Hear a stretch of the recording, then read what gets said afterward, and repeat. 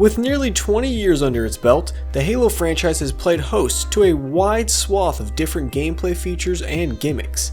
Many Halo tubers have spent years trying their hardest to pick apart these features to isolate which ones deserve the highest favor when being potentially returned to newer titles. I'm the Home Slice Ascent Period. In a previous video, I discussed the concept of the dance, which is a gameplay logic that describes how the last 20 years of Halo games, despite their differences, still manage to operate on the same baseline. In that video, I explained how the dance is a flexible foundation on which many different gameplay features can rise from. But some people wrongfully assume that by specifying the dance accommodates many features, that it accommodates all features. This is actually far from the truth. So today, I want to talk about what I feel is one of the most destructive and non-conforming features to ever be included in a Halo game. One that is so fundamentally simple, yet so dangerous, it's gone under-discussed for so long. That feature is custom classes, present only in Halo 4, and by extension, loadouts present in Halo Reach. I'll explain why the feature is pretty negative in the Halo gameplay experience. We'll tackle how the custom class / loadout concept violates key components of not only the dance logic, but the fundamentals of Halo gameplay. Be sure you stick around for the viewer question at the end, and follow me on Twitter too, linked below. Let's get this started. In case you skipped out on Halo 4, let's do a little refresher as to what custom classes were. In short, for the first time ever, players were allowed to create preset weapon and ability loadouts that they could spawn with at any point in the match.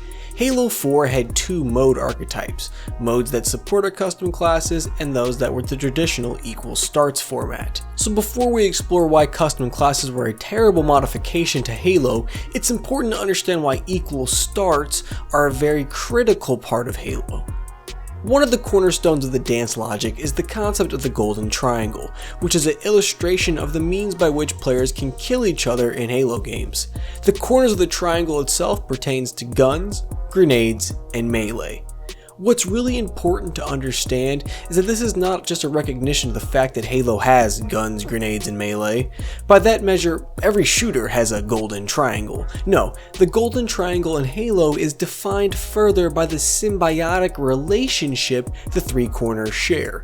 In any given combat scenario in Halo, there is a high likelihood that two, if not all three corners will be employed during a fight.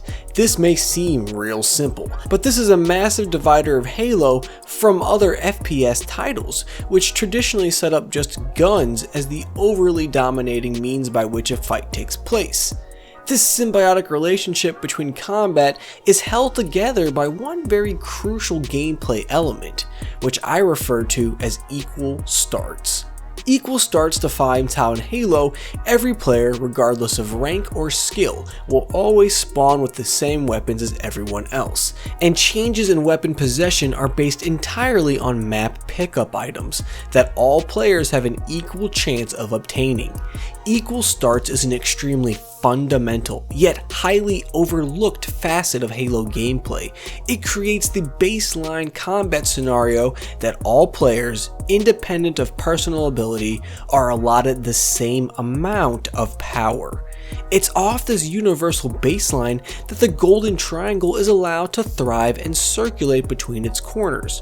Without equal starts, the golden triangle will fail to perform at full strength, as the emphasis of certain corners will be shifted at the roots, rather than later as a product of its formula. I hope this visual helps you understand what I mean, because this concept is vastly critical to understanding not only our topic today, but many other of the major conflicts inside Halo game design. So when we start to analyze custom classes, our big issue becomes glaring. By allowing players to modify their initial combat potentials, we've destabilized the foundation of the combat experience. Custom classes allow players to craft loadouts that change the validity of the golden triangle's corners. Let's just throw out some examples. Plasma grenades for a long time were a valued pickup item because they allowed for anti-vehicle combat and of course guaranteed kills if you could stick a player with it. But by allowing it to be a base start item, you now have put greater initial weight on the grenades corner. You've also diminished the applicability of the standard frag grenades. When we talk about modifying power levels of the loadout, one of the worst offenders was the bolt shot as a loadout option. Easily one of the biggest examples of oversight, the bolt shot is a loadout weapon with an instant kill potential, which classifies it as a tier 2 power weapon at the least, and well outside the power potential of the tier 1 weapons that loadout weapons typically represent. Want another example? How about the plasma pistol? Probably one of the most premier utility weapons in all of Halo, the plasma pistol being a loadout weapon had devastating consequences for vehicle gameplay in Halo 4, as it meant that every player at any given point in time had the ability to disable vehicles upon spawning. It almost totally invalidated vehicle gameplay. You matched this with the ability to spawn with plasma grenades, and it was pretty rough playing BTB back in the day. These imbalances in the combat formula aren't the end though.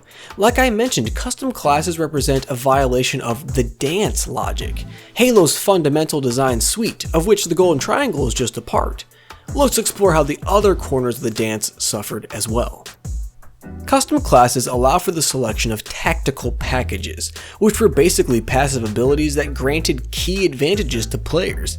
The issue with them is that nearly each one represents a further violation of the equal starts mechanic, but now not just for combat, but for things such as health and mobility, the other corners of the dance.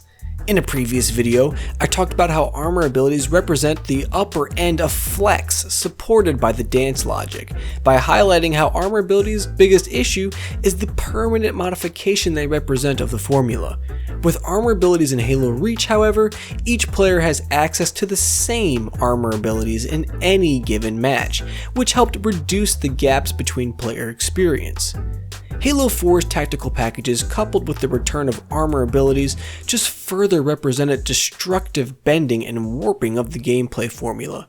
Now, players can alter their movement and health conditions permanently per match, and to further the issue, because there are so many options and because each player now gets to select their individual classes that they created, players are almost entirely freed from following the equal starts format. Custom classes, and by extension loadouts, seem like fairly harmless additions to the Halo sandbox, but there's a good reason the mechanic was given the axe in Halo 5. The neglect of the equal starts facet of gameplay destabilized the foundation of Halo's gameplay, and with a destabilized foundation, all mechanics that build up from there suffer. I've often described Halo 4's multiplayer as the easiest Halo multiplayer to play. Because thanks to custom classes, you're able to create a situation where you start at high levels of combat potential. You have advantages in regards to health, movement, and weapons that either required work to obtain in previous titles or just straight up didn't exist. It's for this reason I assert that custom classes are objectively bad for Halo. The damage they do has negative impacts on nearly all levels of Halo's fundamental game design. So let's wrap up today's video with a question. Do you think custom loadouts were bad for Halo, given what you know now? That's going to do it for today's video. Thanks for watching. Be sure you subscribe to the channel and like the video, share it with a friend, and make sure you follow me on Twitter. Until next time, I'll catch you guys later.